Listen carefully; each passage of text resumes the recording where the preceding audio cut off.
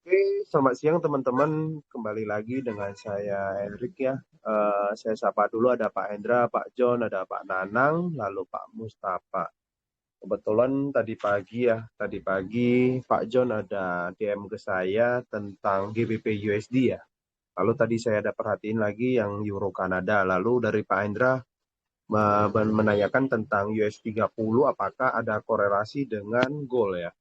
Jadi saya pribadi memang saya nggak pernah trade US 30, sangat jarang banget. Jadi saya nggak begitu tahu. Jadi saya mesti cek juga dari data-data dari TradingView ya. Jadi kali ini saya mau bahas tentang analisa singkat aja untuk dari pertanyaan dari Pak John ya, yaitu GBP USD, Euro Kanada, lalu nanti kita akan bahas tentang korelasi US 30 dengan gold. Oke, saya ini yaitu GBP USD ya. Sebentar Oke, dari time frame daily dulu. Dari time frame daily GBP USD ini saat ini masih tren penurunan ya. Tren penurunan saat ini lagi harganya di harga 1.15.500 ya, harga genap ya. Jadi bisa jadi harga akan sideways dulu atau sideways atau melanjutkan penurunannya. Ini masih tren penurunan. Kalau nggak salah nanti malam ada news CPI ya, news CPI di sini diperhatikan di sini dari daily ya, ini udah nampak jelas banget. Ini ada equal high, di sini ada zonanya supply. Apakah ada imbalance di sini? Tidak ada ya. Bisa jadi kalau lihat dari biasnya dari daily kemungkinan kalau biasanya ada news biasanya akan mengambil liquidity dulu baru lanjut penurunannya ikut tren kalau mengikuti tren daily-nya. Ini kalau dilihat dari daily. Lalu dari time frame H4 gimana? Di time frame H4 sendiri, ini kemarin penurunan, fill imbalance, ketahan zona demand ya, lalu kembali naik. Naik ini pas saat news ya, semalam ada USD, ada election ya, atau pemilu ya. Jadi membuat USD mungkin melemah atau sentimen pasarnya negatif, otomatis yang belakangnya USD bakal semua pada naik ya. Ini jam 9 malam ya. Ini ada kenaikan, ini udah fill imbalance. Saat ini lagi ketahan zona supply di H4 ini. Jadi ini nggak berlaku lagi. Equal high yang ini udah keambil. Kita cek lagi di time frame lebih kecilnya di time frame H2 ya. Ini nggak tepat. Di time frame H2 saat ini lagi udah mau masuk sesi London ya. Saat ini lagi sideways di zona range Asia. Oke. Kalau saya lihatnya bias marketnya dari daily masih cari peluang sell, tetapi di sini belum ada tanda-tanda weak rejection ya. Ini walaupun ada bearish engulfing tetapi masih sideways. Saya pribadi lebih harapnya harga kembali pullback ke atas ini masuk ke zona supply supaya resikonya bisa lebih kecil karena per GBP ini agak volatil jadi mesti stop loss-nya mesti agak lebar. Ini sekitaran 53 pips. Kalaupun sell saat ini di sini, stop loss-nya akan sangat lebar. Lebih lebar dari yang sebelumnya. Ini sekitaran 107 pip ya, 107 pip. Jadi saya pribadi, saya wait and see dulu, saya tunggu ini mulai masuk sesi London, tetapi pergerakannya belum nampak ya, belum nampak signifikan. Saya tunggu ke atas sini untuk cari peluang sell. Karena di sini di kemarin kenaikan, lalu ini udah turun ya, membuat low baru. Low yang ini lebih rendah dari low sebelumnya. Ini lagi mengetes zona supply ini. Jadi saya tunggu balik ke zona sini. Ini untuk area sell. Tunggu valid untuk cari kalau ada weak rejection baru sell. TP1 ini, TP2-nya yaitu ke sini, TP3 sini. Kalau mau swing bisa sampai ke zona bawah sini. Bahkan bisa sampai ke daily low-nya yang ini. Ini untuk GBP USD. Lalu tentang Euro Kanada ya. Tadi Pak John ada share Euro Kanada, saya kalian lihatin. Euro Kanada daily masih tren penurunan. masih tren penurunan. Oke. Ini udah bisa cari peluang sell. Ya, daily masih tren penurunan, lagi di pertengahan ya. Lebih bagus tunggu agak ke atas zona yang ini untuk sell, stop loss lebih kecil. TP1 di sini, TP2, TP swing-nya yaitu di bawah sini untuk daily. Lalu dihampat close hampatnya 2 jam lagi ya, 2 jam lagi. Di sini ada supply ya. Ini kemarin yang tentang engulfing dari daily ya. Ini kalau close candle hampanya full body ke bawah, bearish 2 jam lagi, ini bisa sell. Euro Kanada ini sangat signifikan saat sesi New York ya. Saat sesi New York. Ini untuk sell. Ini sekitaran 100 pip ya, 75 sampai 100 pip untuk Euro Kanada dari time frame H4.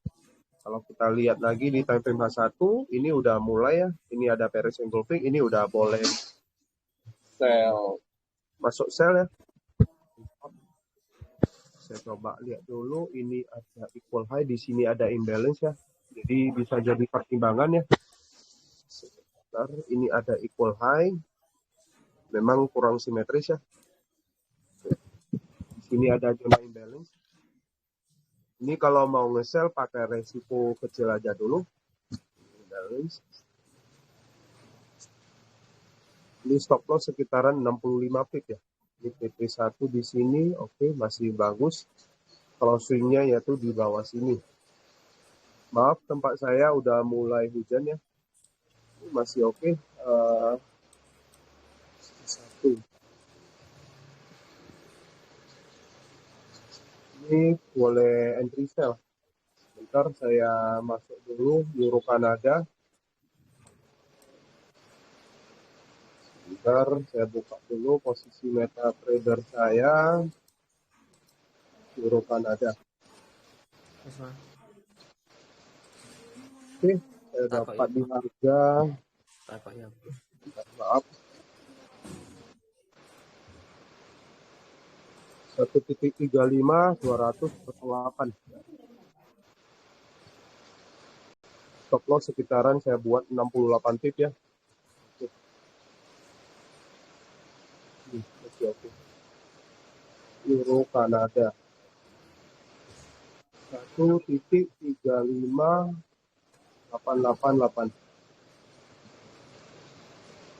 Maaf jika kalau suara saya ini ya di belakang saya, background saya agak ribut ya, karena udah mulai hujan. Ini TP1. Ini bukan signal trading ya, ini hanya saya share ini sebagai perspektif saya untuk dalam analisa market ya. Di TP1 saya. Ini untuk Euro Kanada. Dari pertanyaannya Pak John. Lalu karena udah mulai hujan, saya buat lebih cepat aja. Dari pertanyaannya Pak Hendra, US 30. Untuk US 30 tadi saya lihat sekilas lagi tren kenaikan. Lagi tren kenaikan ya. Ini kemarin kenaikan seperti GBP, seperti gold juga adanya kenaikan ya. Walaupun di sini ada support ini resistan, ini kalau mau nge-sell ambil dikit aja karena trennya dari H1 ke H4 masih tren kenaikan. Ya. Bisa nampak ya US 30 ini kemarin buat kenaikan, membuat high, turun koreksi, membuat ini potensial membuat high low. Ini masih ada kelanjutan kenaikannya. Tetapi kalau intraday bisa cari sell dengan TP yang dekat ya. Ini kalau nge-sell di sini TP1-nya boleh di sini, TP2 di bawah sini. Ini US 30. Jadi kalau saya lihat pergerakannya US 30 dengan gold sepertinya sejalan ya, atau positif korelasi ya. Bisa nampak di sini gold ini membuat 1, 2, 3 equal low-nya yang sama, membuat kenaikan. Jadi untuk pertanyaannya Pak Indra saya udah jawab ya. Sepertinya korelasinya sama ya untuk US 30 tadi.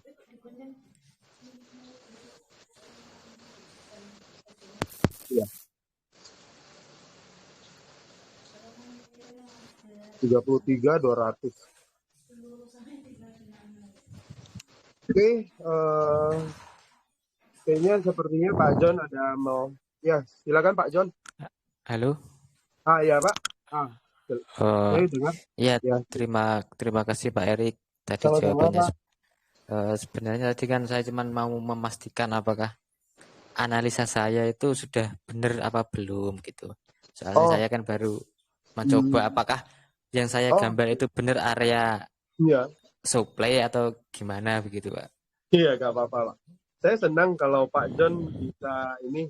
Yang penting berani mencoba ya, berani mencoba untuk analisa, berani untuk coret-coret cat ya. Jadi bisa seperti ini, cari peluang sel di atas ini. Jadi kalau ini tinggal tunggu kali konfirmasi aja. Kali konfirmasi, ada weak rejection, contohnya seperti apa. Ini ada ekornya mengarah ke atas, close-nya body ke bawah. Ini udah valid untuk boleh sell. Stop loss-nya bisa disesuaikan, boleh di weak atau di atas ini. Seperti itu, Pak. Oh ya. Ini Tapi yang tadi kalau yang yang Eurocat tadi sudah valid untuk sell ya Eurocat Pak ya. saya udah mulai masuk, Pak. Saya pakai resiko kecil dulu, Eurocat ini. Saya udah mulai masuk. Ini saya kenapa saya nge-sell, bisa dilihat ya teman-teman. Dari sini daily-nya masih tren penurunan ya, masih tren penurunan. Karena saya intraday ke swing, saya biasanya markingan zona dari daily. Daily-nya lagi turun, saya pindah ke time frame H4. Di time frame H4 memang walaupun di sini low-nya agak rendah banget ya. Ini ada zona ya. Ini yaitu Bapak, zona se- support. Di sini zonanya supply. Saya udah mulai masuk sell. Target saya TP1 di sini. Ini ada imbalance ya, bisa jadi fill yang ini sell. Saya tadi ambilnya dari H1 bukan dari H4. Di H1 ini bisa nampak ya. Ini udah keambil liquidity ya. Ini udah keambil liquidity yang di sini. Oke. Lalu dari seperti yang kemarin saya cerita tentang apa namanya? Tentang zona demand ataupun supply yang bagus kriterianya, bodinya ini. Kalau zona supply berarti bodinya close di bawah 50%. Ini contohnya 50%-nya. Artinya zona ini yang atas ke bawah ini adalah zona supply. Jadi saya udah sell. Kenapa saya stop loss-nya buat agak lebar ya? Karena yang ini harga genap ya. Ini harga genap 1.35800. Lalu saya pertimbangkan lagi di sini ada equal high. Kenapa saya buka, saya nggak pakai resiko 1% dulu? Karena di sini ada imbalance ya. Bisa jadi ini naik dulu, strip equal high ini, fill imbalance yang di sini kembali ke zona supply ini. Jadi saya coba masuk dulu dengan resiko yang kecil. Kayak gitu Pak. Ini analisa alasan saya kenapa saya sell Euro Kanada. Lalu TP1 ini, lalu TP2-nya mana? TP2-nya di sini ada zona, ini bisa jadi TP-nya, TP2. TP berikutnya mana? TP berikutnya yaitu di sini. Ini bisa jadi di sini. Oke. Bagus Pak tadi yang Euro Kanada. Oh, iya, terima kasih Pak. Sama-sama Pak. Selamat bergabung Pak Albert. Ya, sapa dulu ada beberapa teman yang baru tadi bergabung, saya lupa. Ini ada Pak Albert dari Australia, ada Pak Albert dari Surabaya, Pak Lee, Pak Vin, Pak Gedon, Pak Goy, Bu Seri. Oke, ini udah berapa menit? Sekitaran 14 menit. Silakan yang lain mau ditanyain, silakan di-unmute aja. Selamat sore Pak Erik. Oh, silakan Pak Gedon. Saya ingin lihat analisanya Pak Erik tentang SAU USD sekarang itu apa sudah mau ganti arah ke tren naik ya Pak? Daily ya, goal ya Iya Pak Pak. ya. Iya Pak. Goal. Oke. Di sini 1, 2, Ikolo ini ketiga. Makanya kemarin saya udah incar-incar buy di sini kan. Ini kebetulan 1 hari sebelum NVP ya. Jadi saya udah incar buy. Saat ini lagi, ini ada yang warna krim itu adalah zona supply ya. Zona supply. Ini adalah kuncinya Pak. Ini kalau nge-breakout, nampak ya kemarin ini membuat kenaikan, ketahan ya. Ini 1 kali, kedua kali. Makanya dari supply ini kembali penurunan. penurunan ini. Kenapa? Karena mau fill imbalance yang di sini ya, di H4 atau di H1 bisa nampak. Lalu terbentuk equal low ya, seperti ini. Jadi kalau ini mampu nge-breakout ya sekitaran harga 175 atau 1730-an, maka ada potensi namanya kenaikan, Pak.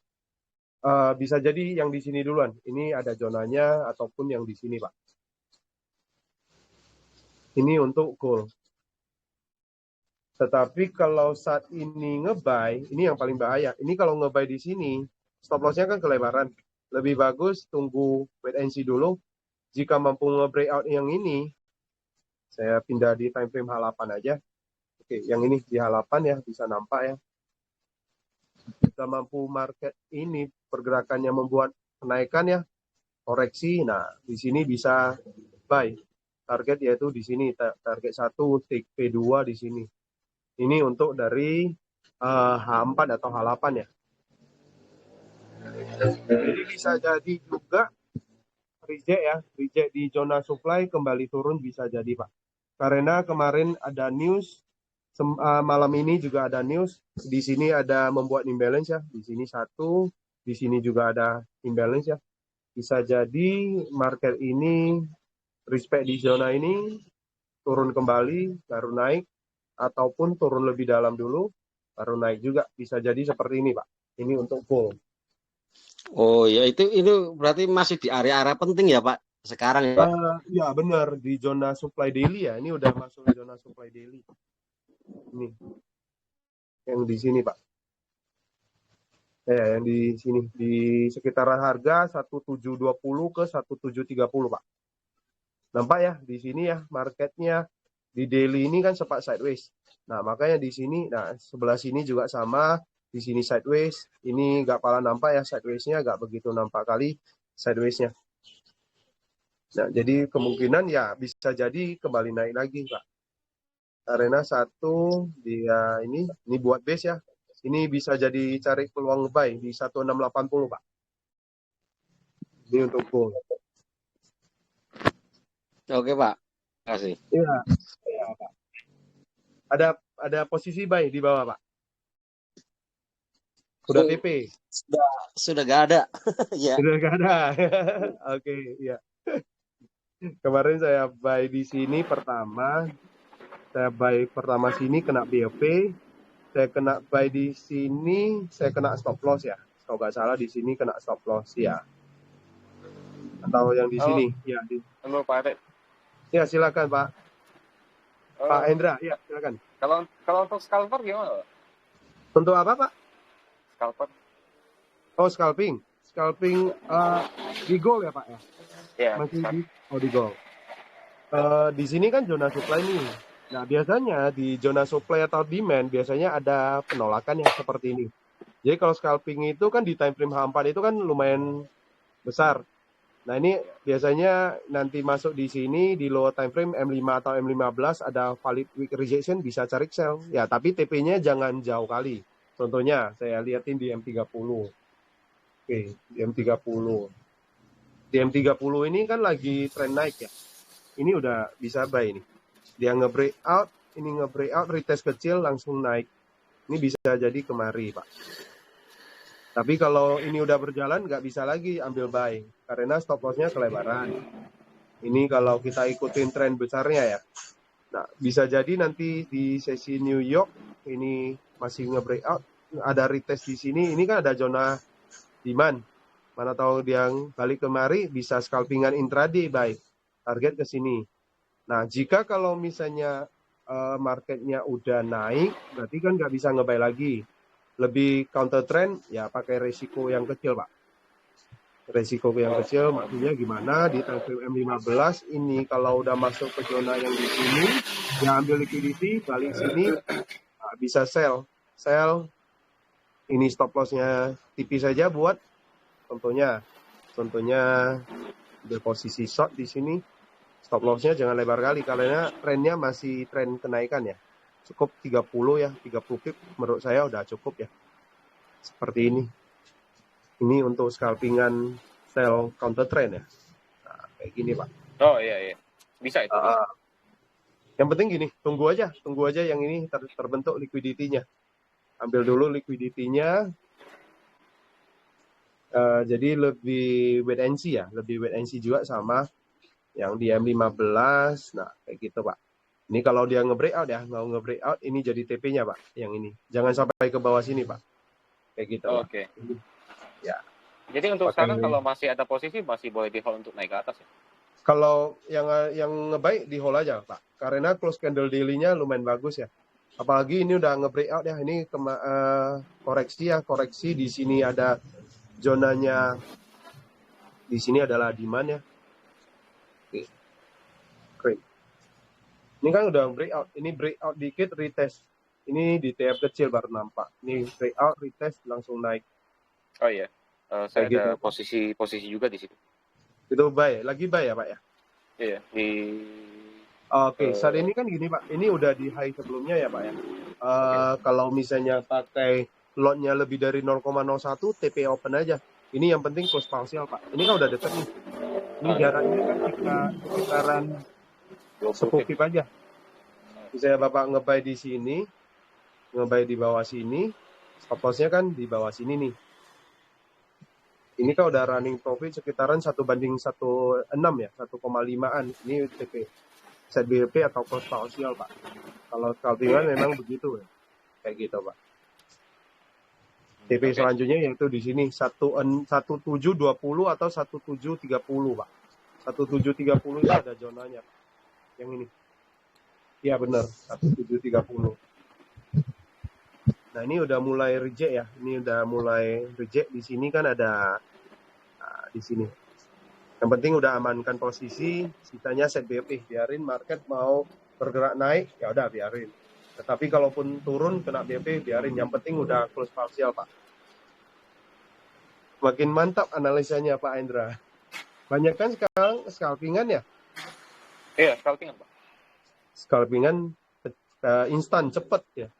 Mari kita lihat di mana. Iya. Loss-nya ya, juga cepat, Pak.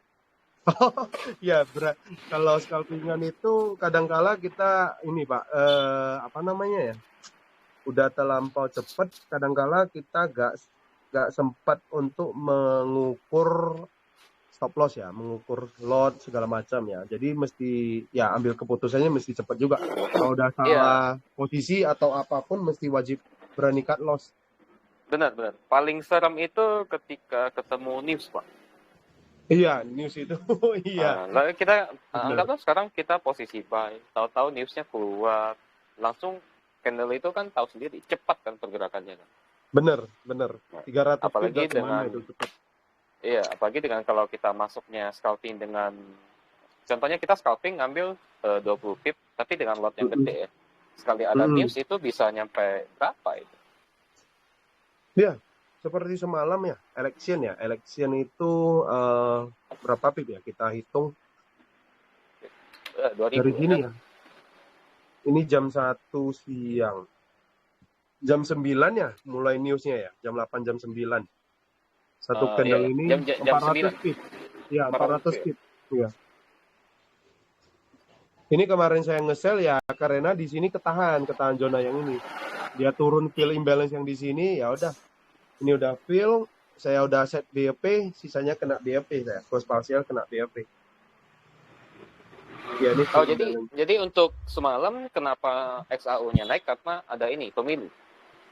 Kak, sepertinya iya ada sentimen sentimen pasar ya, sentimen pasar negatif, otomatis USD GBP goalnya ya jadi naik. Tetapi kalau saya ada dalam news kan? Ini kalau nggak salah pemilu ya, tentang hasil pemilu atau apa. Tetapi di Bitcoin sendiri malah kalau kita lihatnya belakangnya USD, tetapi ini BTC USD ya, USD-nya di belakang, malah di USD sendiri kena dump. Ini kena dump, turun dia. Ini sampai ke sini, lalu ada wick ya, ada wick. Di Euro USD sama GBP USD-nya turun. Ini saya TP open ini 18.000. Gimana teman-teman yang lain? Saya cek dulu. Ada yang mau ditanyain? Silakan di-unmute. Yang Pak Indra tadi yang US 30 dengan gold kayaknya mirip, Pak. Pergerakannya sama. Naik ya. Ini semalam naik. Iya, iya. Mm-mm. Cuman kalau untuk kita di Agnos kayaknya masih ini masih terlalu slow untuk Saya belum begitu profit. tahu perhitungan kontraknya ini ya, kontrak size-nya beda. Berbeda dengan yang semalam saya sell GBP Jepang Yen, saya sell GBP JPY malah lebih cepat. Ini saya kena Artikel yang saya BP. share itu? Nah, saya belum baca, saya sendiri belum coba di US 30, Pak. Oh, oke. Belum coba di US 30. Karena US 30 sendiri pun lagi ini, Pak. Harganya lagi di atas, Pak. Jadi saya belum berani untuk nge-sell ataupun nge-buy, Pak. Ini kan US 30. Ini kalau mau nge-sell, tren H1 hampannya masih kenaikan.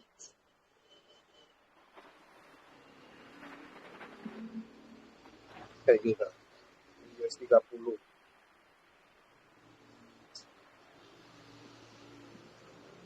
Kalau Pak Hendra sendiri udah coba yang di US 30, Pak? Lambat ya? Masih lambat. Masih lambat. Cuman lebih Iya. mendingan. Lebih mendingan dikit. Oh, masih mendingan. Iya. Masih lebih enak XAU, Pak. Iya, kalau di gold. Kalau mau lebih cepat lagi sebenarnya di oil ya, WT oil. WT oil cepat banget. Perhitungannya.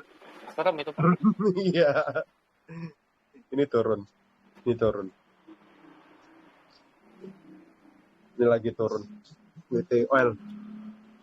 Itu udah rejeksi itu. Kayaknya bisa naik sedikit ya. Itu masuk ke zona demand ya. Ini kalau scalpingan buy dikit boleh. Tapi ya, bisa. Saya agak begitu cocok dengan scalpingan, ya udah saya nggak begitu ini kali. Ini ada imbalance ya, ini imbalance yang banyak, besar banget ya, belum ke fill semua.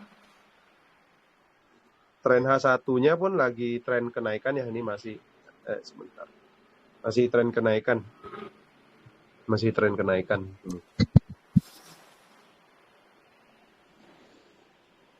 Selamat bergabung, ada Pak Musa, Pak Yudi, Pak Kristino, Ibu Bo, Pak Randy, Pak Albert. Ya udah. Gimana yang lain mau ditanyain? Silakan dia unmute aja. Ini saya masih record ya. Ada Pak Selamat Basuki, selamat bergabung.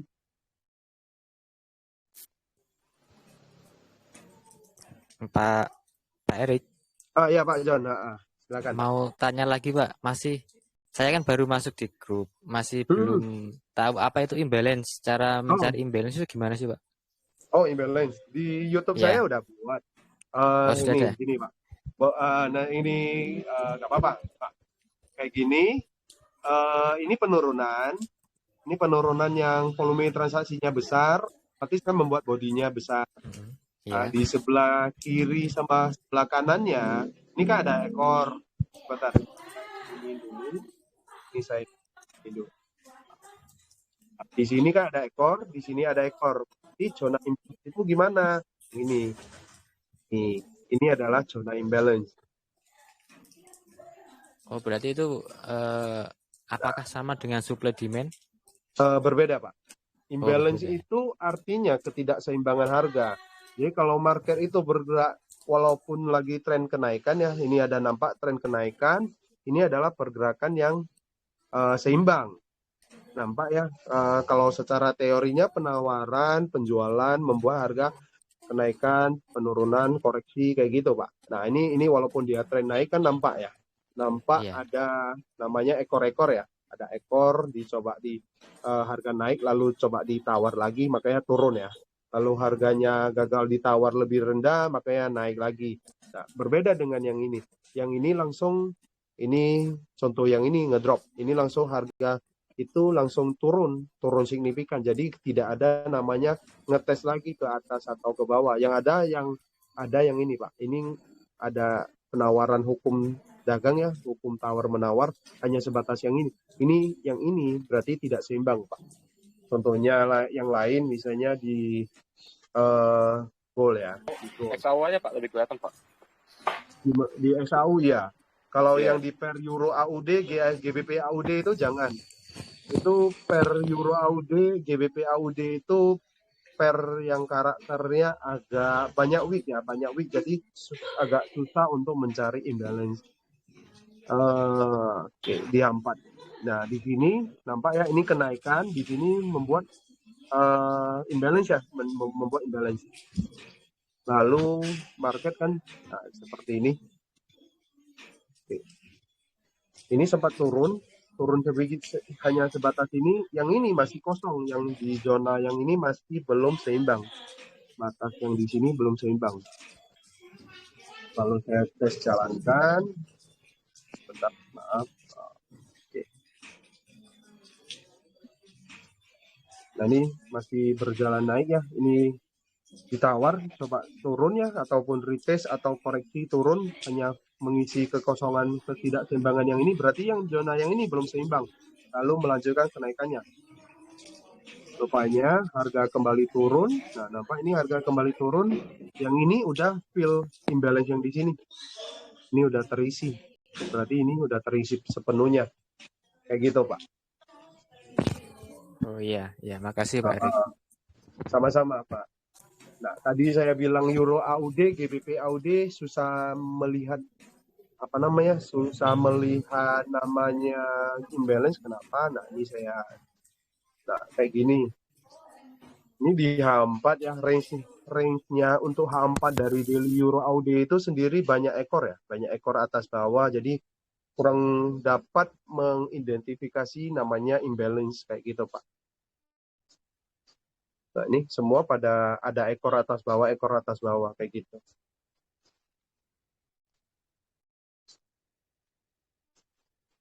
Selamat bergabung Pak Mike. Silakan yang lain. Ini kalau nggak ada lagi saya stop record. Yang lain mau ditanyain nggak? Silakan di-unmute aja.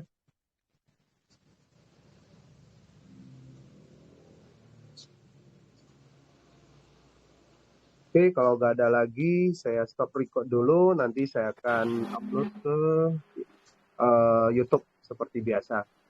Oke, terima kasih teman-teman sudah ngikutin live streaming saya ini. Stop record. Oke Pak, terima kasih Pak.